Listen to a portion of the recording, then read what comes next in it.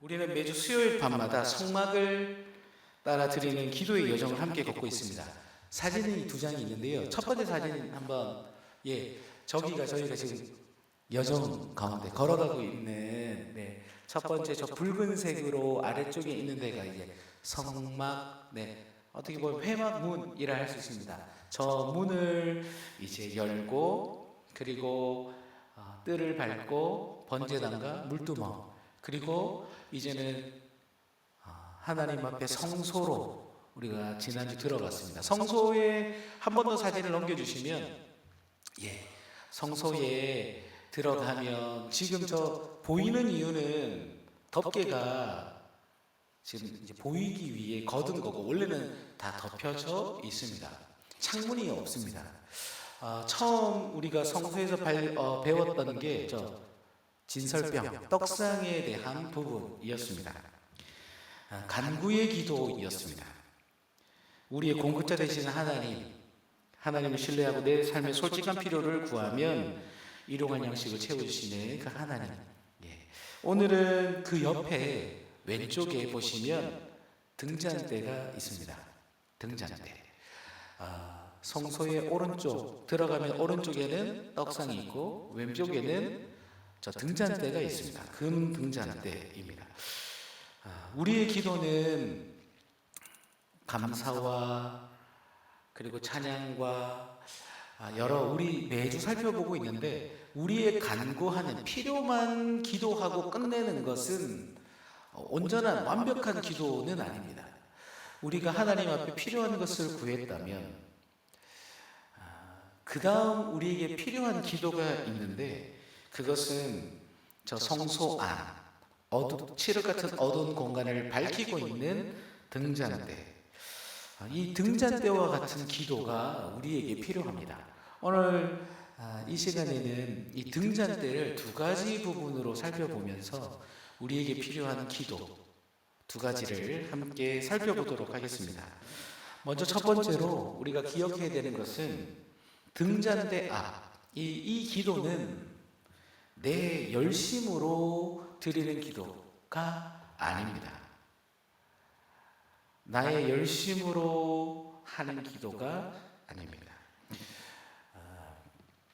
다시 한번 사진을 띄워주시면 저 등잔대, 지금 저 등잔대를 좀 보면서 등잔대를 이렇게 쭉 보시면 아마 처음 보시는 분도 계실 수 있고 또 인터넷에서 저것을 저렇게 또 경기도 쪽에 가면 성막 실제로 만들어 둔 곳도 있습니다. 이스라엘에도 있고 영상이든 실제로든 책으로든 보신 분들이 계실 겁니다. 저 등잔대 모양. 그런데 이 등잔대 모양은 좀 성막에 있어서 좀 독특한 모양을 가지고 있습니다. 저 모양이 어떤 모양인가? 저 모양에 대해 성경을 좀 보면 출애굽기 25장 31절 말씀을 한번 보면 출애굽기 25장 31절에 보면은 성경 구절이 혹시 어려우실까요, 지사님? 없으면 괜찮습니다. 괜찮아서 감사합니다.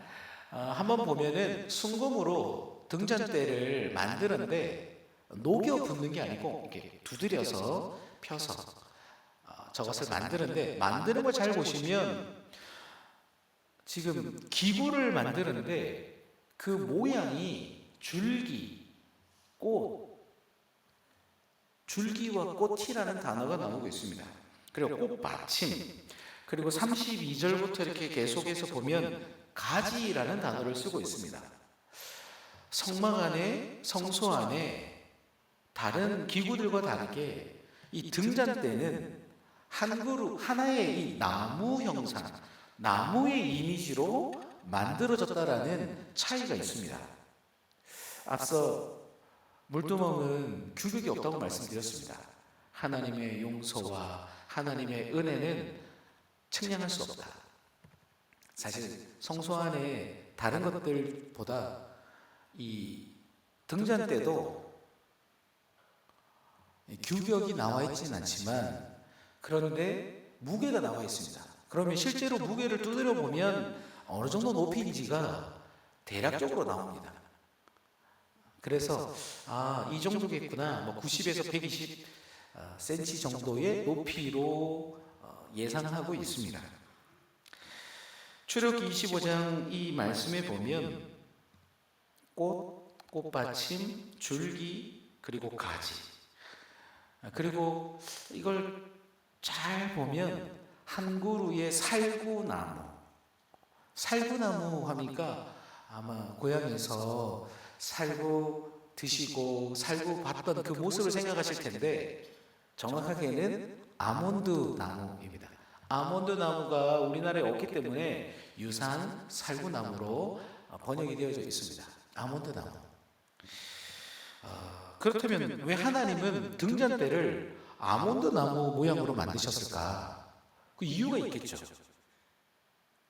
왜 하나님은 하고 많은 나무 중에 아몬드 나무로 만들었을까?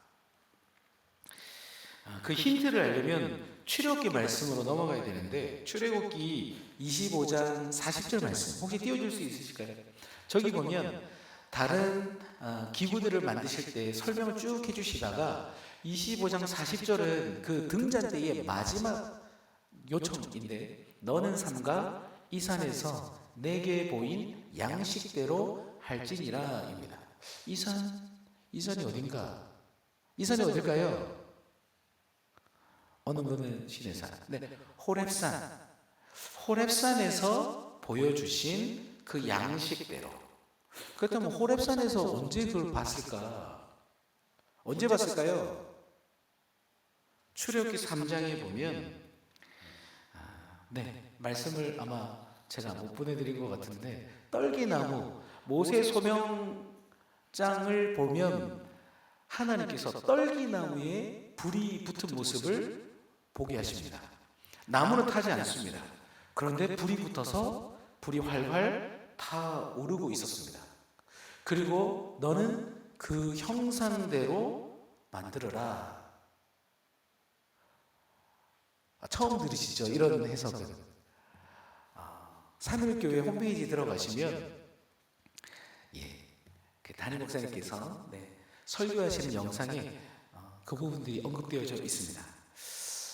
제가 말씀드리고 싶은 건 우리는 지금까지 등잔대라고 하면 그냥 어떤 기구 정도로 생각했지만 실제로 등잔대가 보여주는 이미지는 모세가 출애굽할 때 떨기나무의 형상, 등잔대가 금으로 만들어졌기 때문에 빛을 내는 게 아니라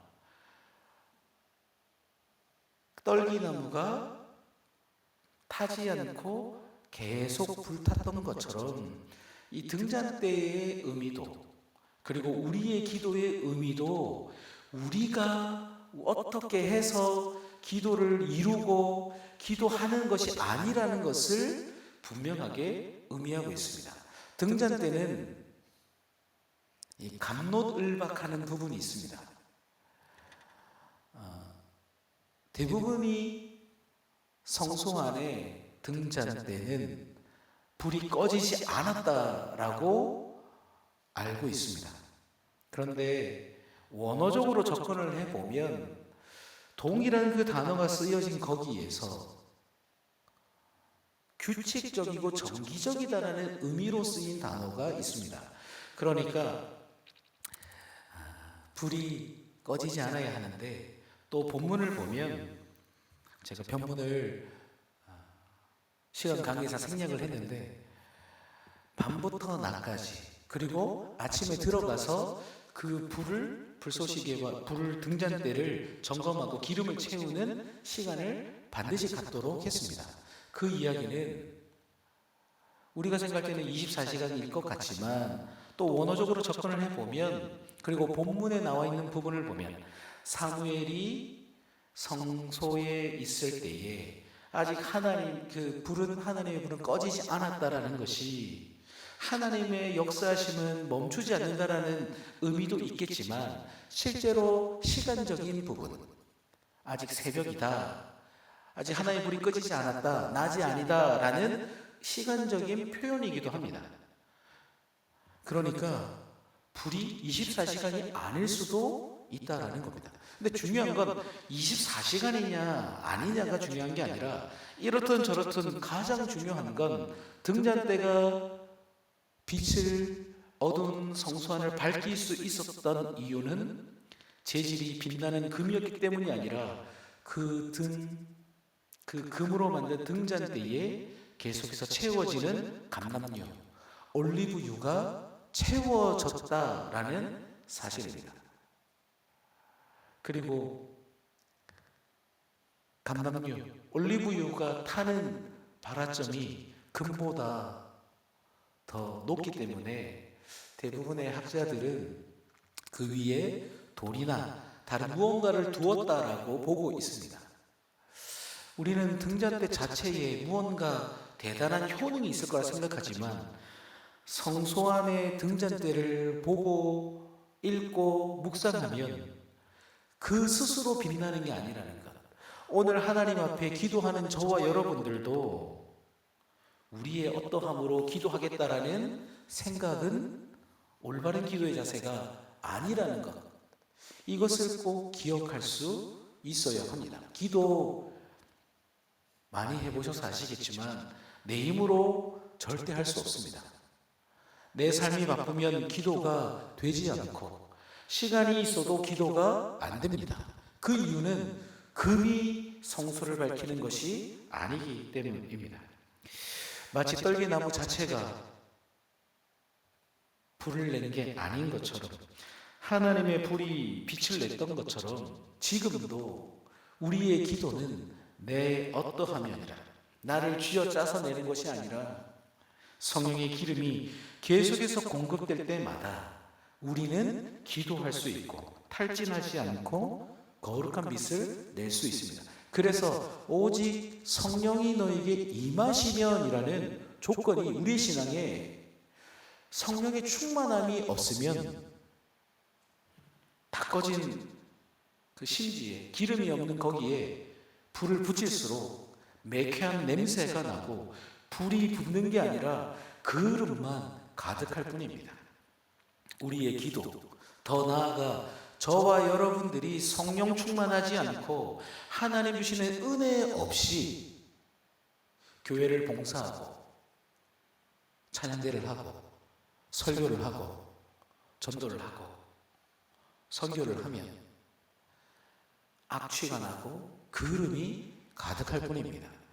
오늘 말씀을 통해 나의 삶 가운데 그름이 가득하고 뭔가 타오르는 빛이 없다면 내가 성령의 충만함을 받고 있는가? 내가 과연 하나님의 은혜 가운데 충분히 잠겨져 있는가를 뒤돌아볼 수 있어야 합니다.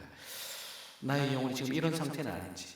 철로 역정에 보면 사탄이 계속해서 물을 붓습니다. 불을 끄려고.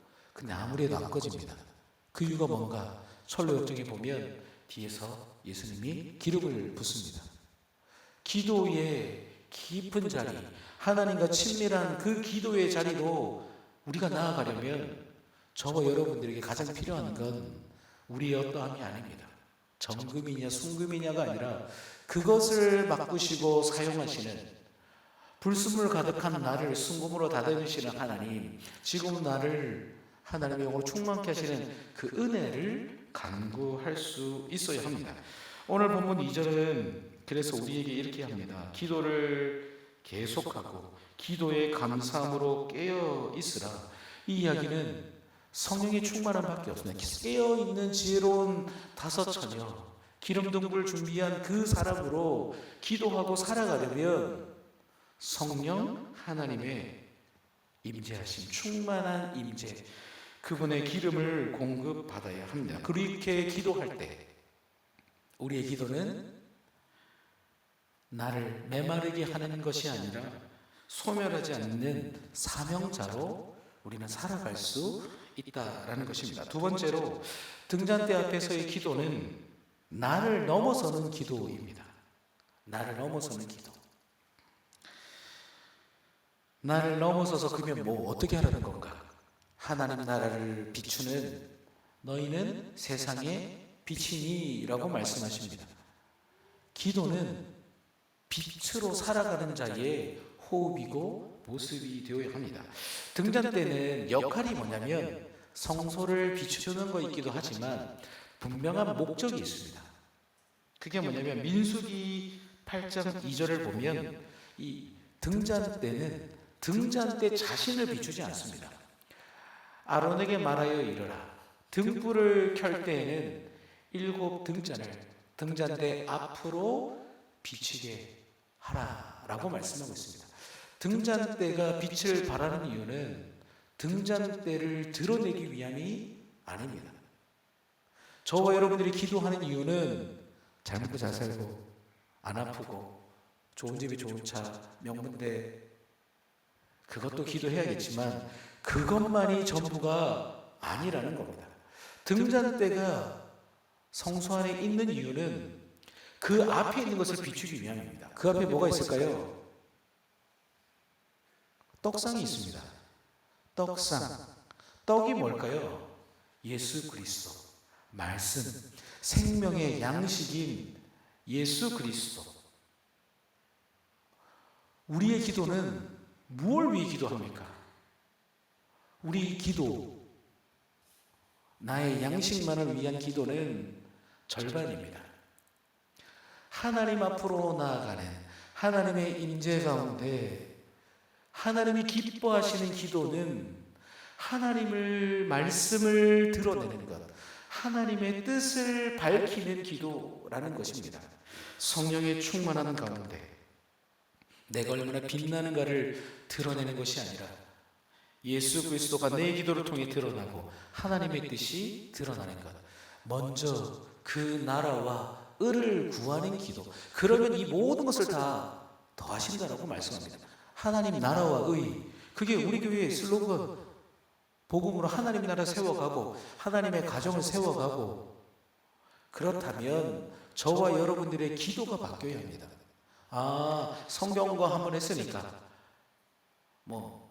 카페 하면 내가 10,000원 냈으니까 내가 몇 개 팔았으니까가 아니라 전하고 기도해. 찬송가 505장이 그래서 먼 곳에 나가지 못하지만 하나님 앞에 그 마음, 그 기도, 그 삶 그것이 성소 앞으로 하나님 앞으로 나아가는 기도, 등잔대의 기도입니다. 오늘 본문 우리 골로새서 4장 3절에 보면 바울은 골로새 교회 성도들에게 무엇을 부탁하냐면 또한 우리를 위하여 기도하되 하나님이 전도할 문을 우리에게 열어주사 그리스도의 비밀을 말하게 하시기를 구하라 라고 지금 골로새 성도들에게 요청하고 있습니다. 지금 감옥에 gat힌 바울, 여러분들 우리가 감옥에 갇혔으면 하나님 옥문이 열리고 저 간수나 때린 간수 자결하든지 복수해 주세요. 두 눈을 뽑아주세요. 나한테 이렇게 했던 사람들 그냥 사지를 그냥 기도하는 우리의 모습이 과연 마치 한명회처럼 기도인지 나를 위한 하나님을 보복자로 부르는. 그러나 바울은 가장 시급하게 기도하는 것이 자신의 건강, 석방이 아니라 자신의 안위가 아니라 전도의 문을 열어주실 것을 함께 구하고 있습니다. 복음의 문이 열리는 것. 이것이 바로 하나님 앞에 나아가는 신앙인의 기도입니다. 사랑하는 성도 여러분들에게 등잔대로 하나님이 부름받은 저와 여러분들에게 우리의 필요한 것 세상에서 찾고 구하는 것이 아니라 하나님 아버지께 구하셔야 합니다. 더불어 하나님께 받으셨다면 그것을 먹었다면 먹고 끝나는 것이 아니라 이제는 성령이 충만한 가운데 하나님의 빛을 비추는 인생을 살아가야 합니다. 그러면 하나님의 그 뜻, 말씀을 드러내는 것, 예수 그리스도를 드러내는 기도란 무엇인가? 그것은 오늘 이 교회 안에 아직도 말씀을 모르는 이들, 수련회를 가긴 청년들, 마치고 돌아온 우리 10대의 친구들을 철없는 것들이 아니라 그들이 하나님 앞에 회심하고 하나님의 영광, 하나님의 그 부르심 앞에 살아갈 수 있도록 기도하는 것. 나의 밥그릇만 기도하는 것이 아니라 성도들을 위해, 그리고 교회를 섬기는 담임 목사님, 중직자분들, 교역자들, 그리고 교회 문턱을 받는 이름도 없이 빛도 없이 섬기는 모든 분들을 위해, 그것을 넘어 이 남구 가장 알싸르기 땅에 청솔 초등학교와 홈타운과 주변에 예수 그리스도를 모르고 살아가는 그들을 향한 긍휼의 마음, 전도의 문을 열어주실 것을 기도하는 것.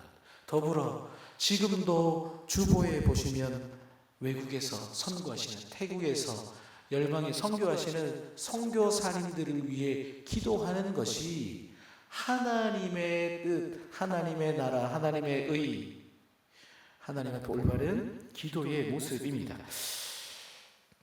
내 문제 해결에만 급급한 기도는 내 발등만 비춥니다. 그러나 우리가 열방을 향해, 옆에 있는 이웃을 향해 기도할 때 그 빛은, 그 빛들이 모여 떨기나무 가운데, 영광 가운데 빛을 비추시고 하나님의 살아계심을 드러내셨던 놀라운 그 역사는 지금 우리 대한교회 안에서도 끊임없이 이어질 줄 믿습니다. 아멘. 말씀을 정리하겠습니다. 하나님은 우리를 그냥 조금 잘 먹고 잘 살기 위해 부르신 분이 아니십니다. 하나님은 저와 여러분들을 이 어두운 세상에 빛으로 등잔대로 부르셨습니다. 오늘 본문 6절 말씀을 같이 한번 우리 읽어보도록 하겠습니다. 너희 말을 항상 은혜 가운데서 소금으로 맛을 낸과 같이 알아. 그리하면 각 사람에게 마땅히 대답할 것을 알리리라. 아멘. 하나님께서 우리를 이렇게 부르셨습니다. 우리가 말만 하면 사람이 죽고, 우리가 말만 하면 정죄하고, 말만 하면 망하고, 그을림이 있는 건 성령의 충만한 가운데 하나님이 원하시는 것이 아닙니다.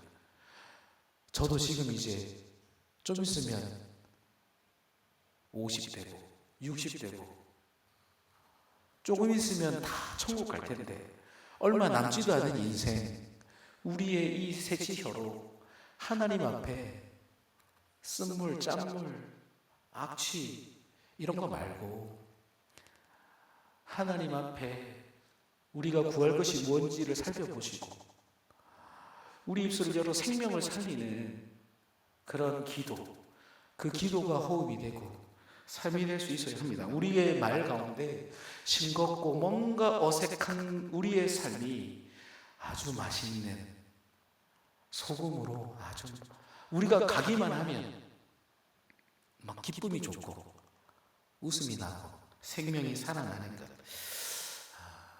그 시간을 꿈꾸며 빛을 비추는 그런 하나님의 백성들로 살아가시기를 축복합니다. 나만을 위한 기도를 넘어 우리의 마음으로 먼저 그 나라와 을을 구하는 기도의 번제단의 거룩한 불과 성령의 기름으로 불타올라 어두운 시대를 밝히는 꺼지지 않는 등잔대가 되시는 우리 모두가 되기를 주님의 이름으로 축복합니다. 아멘.